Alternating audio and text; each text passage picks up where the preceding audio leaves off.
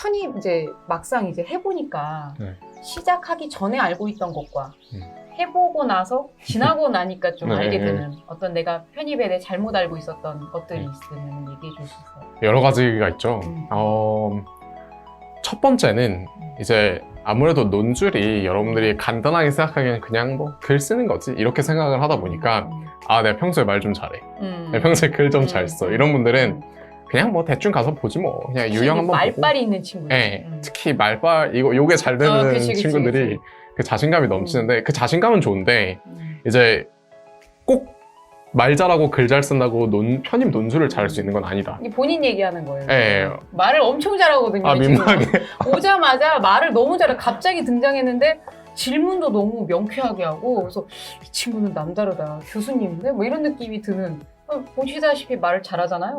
근데 그거 가지고는 안 된다. 그러니까 네. 그거랑 좀 맥락이 다른 거죠. 네, 정말 그렇게 생각하면 좀 큰 오산인 것 같아요. 그게 왜 그러냐면 편입 논술은 이게 그냥 글쓰기인 건 본질적으로는 맞는데 이제 대학마다 요구하는 좀 유형들이 좀 정해져 있어요.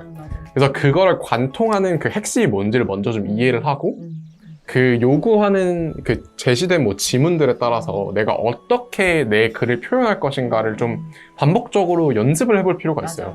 그게 안 되면 정말 이도저도 아닌 글들이 많이 나오기 때문에 그래서 좀 그게 첫 번째 그쵸. 제가 좀 실제로 하면서 느꼈던 부분인 것 같고 실제로 해보니까 논술이 이런 거다 혹은 편입은 이런 거다 그 전과 후가 좀 다를 네. 것 같은데 그리고 두 번째 그 중요한 오해가 뭐냐면 이게 좀 난감한데 논술은 독학할 수 있다 라는 말이 많은 분들이 독학할 수 있나요? 이렇게 물어보시는데 그런 걸 물어봐요? 네, 정말 많이 물어봐요. 왜냐면 진짜로? 왜냐면 근데 이해가 되는 부분이에요. 왜냐면 솔직히 대학생들이니까 돈도 없잖아요. 대부분 용돈 맞아요. 받고 그럴 텐데 부모님께 손 벌리기도 좀 그렇고. 내가 논술 강사니까 나한테는 안 물어보는구나. 네, 그렇죠. 그렇죠.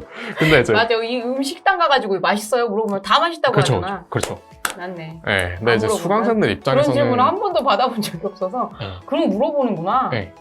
그러니까 두 가지 이유 때문에 물어보는 것 같아요. 하나는 어마어마하다. 대학생인데 놀 게 얼마나 많아요. 그렇지. 그러니까 맞아. 좀 솔직히 학원 간 다음에 시간도 써야 되고 이렇고 독학은 내 마음대로 조금 유연하게 할 수 있으니까 그렇지. 좀 그런 부분도 없지 않아 있는 것 같고 두 번째가 아까 제 얘기한 좀 경제적인 사정에 관한 부분인 것 같아요. 그래 학원비가 비싸. 네, 학원비가 솔직히 말하면 비싸기 비싸. 때문에 근데 뭐 학원이라는 곳이 어쨌든 정보를 대신 모아다가 주고 뭐 노하우도 다 주고 하는 거니까 당연히 값이 있을 수밖에 없지만 그와 별개로 수강생 입장에서는 부담스러운 건 이해가 되는 부분이죠.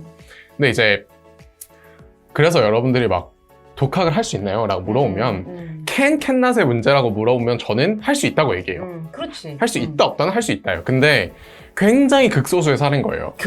왜냐면 아까 말했지만 이 독학이라는 건 뭐 인간을 가지고 독학을 하든 아니면 어떻게 자료를 구해서 혼자 그냥 해보든 엄청난 자기 통제력과 그리고 정말 많은 정보 서칭과 이런 많은 것들이 필요하기 때문에 사실 할 수 있냐 없냐의 문제라면 할 수 있다지만 굳이 다니는 게 좋나요? 다니지 않는 게 좋나요? 라고 물어보면 무조건 다니는 게 좋죠. 이게 편입은 정보의 독점이 굉장히 심해요.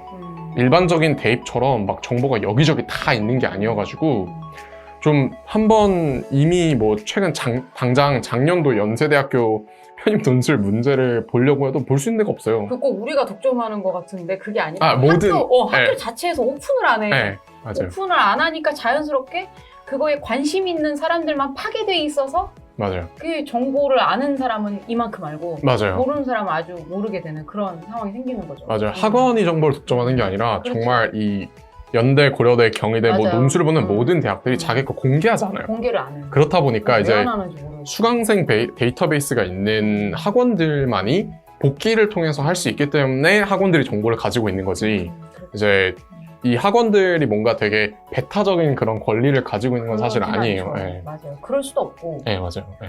그리고 저는 그냥 쉽게 생각해서는 글쓰기를 혼자 할 수 있냐. 이게 나 혼자의 그 잘못된 거를 내가 스스로 그 즉시 캐치하기가 진짜 쉽지 않아요.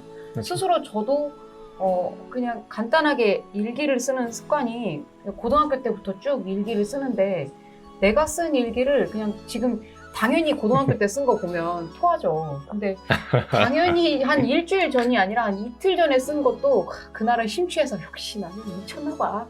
이게 등단해야 되나 뭐 이런 생각하면서 쓰는데 며칠 있다 보면은 왜 이렇게 썼지? 그죠. 찢을까? 막 이런 생각을 하거든요. 그렇죠, 맞아요. 그러니까 내가 내 글을 써서 이게 어느 부분에서 문제가 있는지를 바로바로 캐치해서 이거를 교정하기가 쉽지 않은 것 같아요. 맞아요. 아니 뭐 그것 당장 때문에. 지금 현 준비하시는 분들도 어쨌든 대학생이시니까 그렇지. 학교에 레포트 내려고 할 게 많아. 예, 오늘 썼는데 내일 아침에 다시 읽으면 이상한 부분 되게 많이 보이잖아요. 그렇죠. 똑같은 거예요. 이게 학원의 가치는 솔직히 정보도 있지만 어쨌든 나 혼자는 찾아낼 수 없는 그런 오류나 개선점들을 좀 옆에서 봐줄 사람들이 있다는 거, 그게 좀 중요한 장점인 것 같아요. 뭐 그런 거하고 똑같은 것 같아요. 운동 혹시 트레이너 붙여서 해봤어요? 예, 해봤죠. 네, 진짜 해봤는데 저는 이제 강사잖아요, 직업이.